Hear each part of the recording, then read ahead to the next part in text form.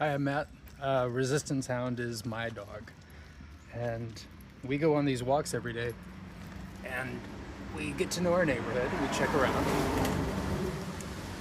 But I wanted to make sure that it wasn't missed by anybody that only sees the shorts, that there are a lot of things that we can be doing to push back on the way that our government is currently handling itself. So if you're not sure how that works, I strongly suggest you have a look at organizations like indivisible.org or mobilize.us that I often put links in on my content, because those are groups that the organizations that are pushing for this kind of advocacy are all listing with. They show where their events are, they show the types of protests, rallies, petitions, awareness campaigns, the meetings, the planning, sometimes the budgeting. All of these organizations, if you want to work in this area, if you want to volunteer in this area, if you want to just get involved, those are good ways to get started.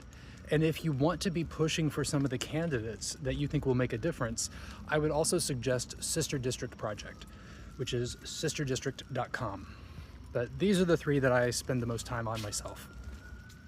Second is, I would want you always to remember that your state legislators are your most important defense against federal overreach. So if you don't know what your state legislature is up to, get a hold of some local newspapers. If none of them are covering it, find out from your legislators and start one for them, because the benefit of positive celebrations around things that our state legislatures have done cannot be overstated. The primary toolkit that is available to our state legislators would be their ability to pass legislation, their ability to communicate on topics in legislation and on things that are impacting the state, their ability to conduct investigative and oversight work, so they can just go in and start auditing places because they have that power, and then finally litigation that they lead. So that's 4 different ways they can be involved. And we, as the people they represent, can do a lot to make each one of those techniques much more significant. We can show up with them, we can add pressure, we can add scale, we can add visibility, we can show an opposing side that we cared enough to show up, we care enough to celebrate it, we care enough to make sure that there's going to be publicity wherever these issues go. And that changes the puzzle for everybody. It changes the balance.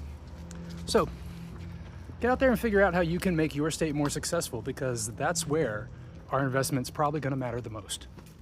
For more information, I would check somewhere like statefutures.org, also just to be inspired. They do really good work. But we've got a fight in front of us, and this is the best way to handle it, together.